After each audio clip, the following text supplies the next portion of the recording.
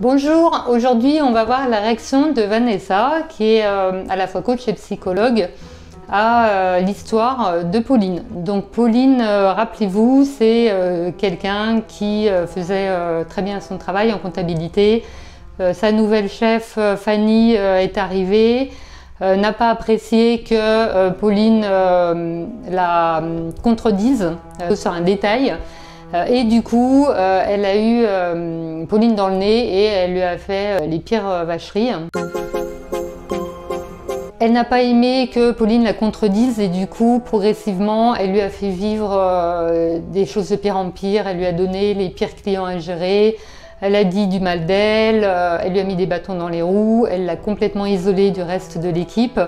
Elle l'a fait passer pour quelqu'un d'incapable aux yeux de ses collègues et de la direction et elle a mené Pauline à quitter l'entreprise après un long arrêt maladie. Donc maintenant, on va voir ce que pense Vanessa de ça. On l'écoute.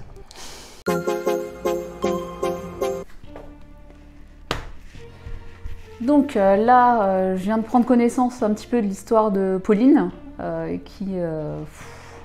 vraiment là, il y a beaucoup de choses à dire. Déjà voilà, ça s'engage très mal dès le départ, on voit que ça sent pas bon du tout. Voilà, elle fait ami-ami avec sa chef, voilà, sa chef elle est super sympa.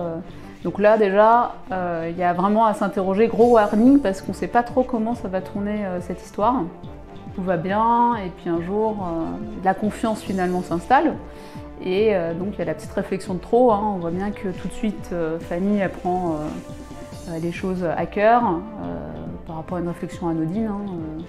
Et là, clairement, c'est le début de la fin, puisque elle va tout de suite après adopter des comportements un peu bizarres, amis, pas amis, donner des contre-indications, à changer toute la réorganisation du service. Donc voilà, on voit bien que Pauline, elle est complètement déstabilisée, désorientée. Voilà. Le but, c'est vraiment de lui faire perdre tous ses repères. Alors en termes de harcèlement moral, c'est un cas, j'ai envie de dire, un peu classique malheureusement, puisque voilà, on va avoir vraiment un décalage entre l'investissement que veut mettre Pauline dans son travail, sur lequel elle a été irréprochable pendant des années, et finalement l'image qui est portée par sa chef en disant qu'elle fait rien, ou elle fait mal son travail, donc elle est vraiment décrédibilisée. Et ça, dans le harcèlement moral, c'est quelque chose qu'on retrouve beaucoup. Le dénigrement, la déstabilisation, le fait aussi d'isoler la personne. Là, vraiment, on voit que Fanny met toute l'équipe contre Pauline, alors qu'elle s'entendait très bien avec ses collègues.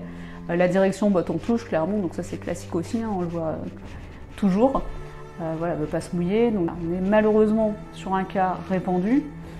Maintenant, ça ne veut pas dire qu'il n'est pas grave, loin de là, puisque là, il y a quand même des choses à faire pour que Pauline se déculpabilise et prenne conscience que ce n'est pas du tout de son fait que tout ça arrive. Donc, elle a été prise au piège finalement dans ce système-là. On accompagne des personnes en situation de harcèlement moral. Le but étant dans un premier temps de les accompagner à prendre conscience qu'ils sont en situation de harcèlement moral, ce qui n'est pas forcément évident, surtout quand ils sont dans le contexte, et l'impact aussi que ça peut avoir sur eux. C'est-à-dire que la première des choses qu'on peut constater, c'est que les gens vont se remettre en question. Est-ce que c'est moi qui fais mal? Pourquoi tout change? Qu'est-ce qui se passe? Enfin voilà, vraiment le sentiment que la situation leur échappe.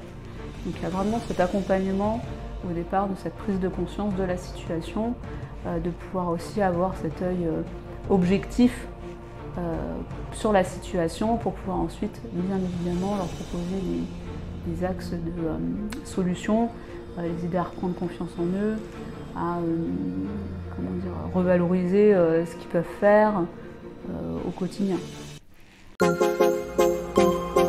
Par rapport aux solutions qu'on peut apporter au harcèlement moral, dans la plupart des cas, effectivement, il est très compliqué pour les gens de rester dans leur entreprise dans laquelle ils ont subi le harcèlement moral parce qu'il y a un traumatisme qui est là. Puis il y a quand même tout un contexte autour qui est assez problématique. Donc souvent, ça se finit par un départ en rupture conventionnelle, par exemple, négociation d'une rupture conventionnelle.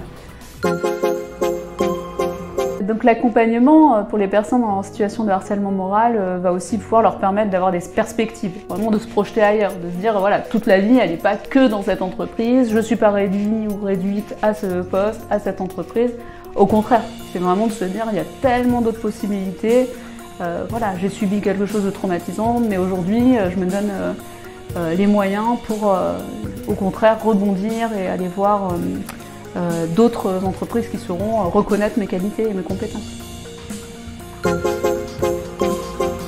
Pour aider la personne à trouver un emploi ailleurs, on a des outils et des accompagnements spécifiques pour la recherche d'emploi, la revalorisation des compétences, pouvoir les aider au mieux à se projeter ailleurs et à concrétiser un projet pour trouver un travail, un nouveau travail qui leur correspond totalement. Alors il faut bien comprendre que ce genre de situation n'est pas du tout isolé, c'est très courant et le premier conseil que je peux donner aux gens, c'est que quand vous commencez à ne pas être bien au travail et que vous ne comprenez pas trop ce qui se passe et que ça tourne comme ça du jour au lendemain un peu au vinaigre, c'est de se faire accompagner tout de suite, d'en parler aussi autour de vous. Hein. C'est toujours important d'avoir des avis aussi extérieurs et voilà, de se rapprocher de professionnels pour qu'ils puissent vous aider par rapport à cette situation. Aujourd'hui, il y a pas mal de dispositifs qui permettent aux salariés de pouvoir faire un coaching, un accompagnement en toute discrétion, sans que l'employeur soit au courant. Et je les invite fortement à s'orienter vers ce genre de choses, puisque c'est ce qui peut les aider à sortir de ces situations un peu complexes.